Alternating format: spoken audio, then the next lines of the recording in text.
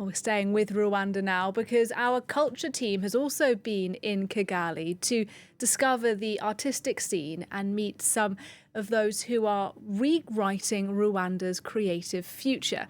Our culture editor, Eve Jackson, is with me to tell us a little more. Eve.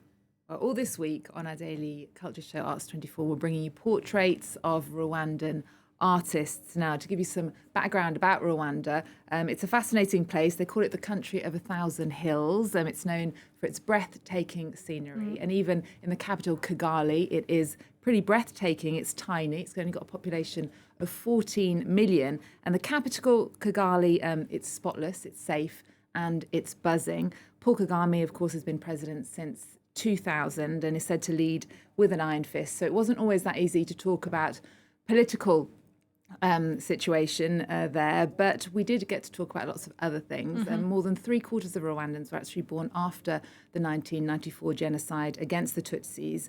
So the population is incredibly young, incredibly talented, and it's very inspiring. The artists we met talked openly about the effect the trauma of the genocide, even if they weren't alive then, has had on them, sort of the intergenerational trauma. One of the musicians we met, you can see there, is called Kaya Binchi.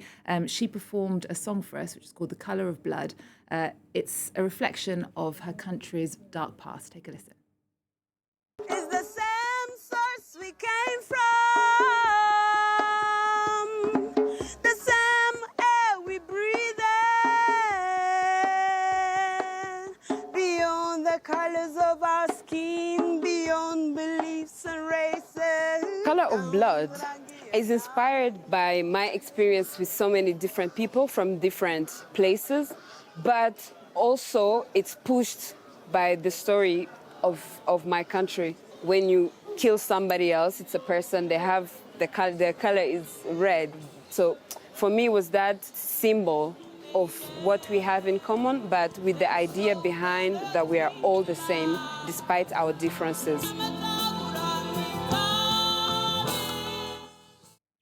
Now, Eve, as you say, with more than 3/4 of Rwandans being under the age of 30, youth culture has its very own musical genre. They've created it to talk about their everyday lives. Tell us a bit about it. And it's called, this wave of popular rap music is called Kinya Trap. It's in the Kinyarwanda language. We actually went to the studio of one of its founders, Bushali, you can see there, who is a mega star in Rwanda. He arrived with superstar energy straight out of the gate. He's been delivering hit after hit for the last 10 or so years. He's on his 5th album. He's only 24, and it's called Full Moon. It's out later this year. His songs, even though we don't understand them, but he explained them to us, paint a picture of the urban trials and tribulations in Rwanda. In Rwanda, 40% of the population do live under the poverty line, and that is a world from which he comes, and that's what he sings about.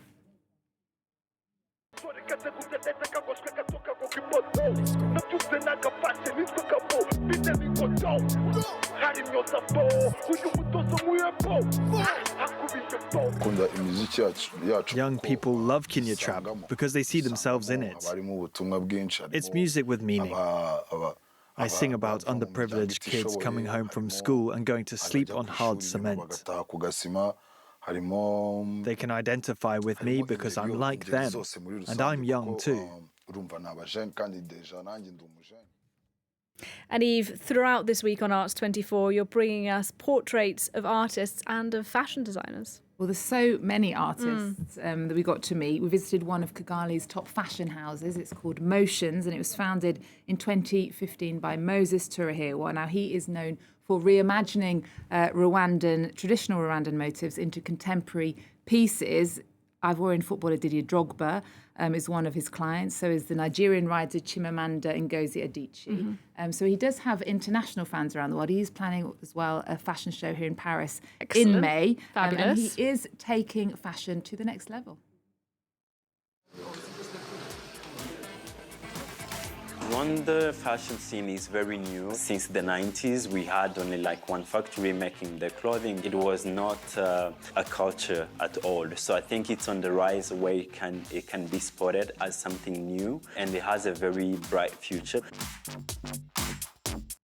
So if you want to watch some of these reports in detail or a special show that we filmed in Kigali, you can check out our website at france24.com. The show's called Arts24, of course, and that will be on all this week. Fabulous. I want to see more of that fashion. Thanks very much, Eve Jackson, for us there.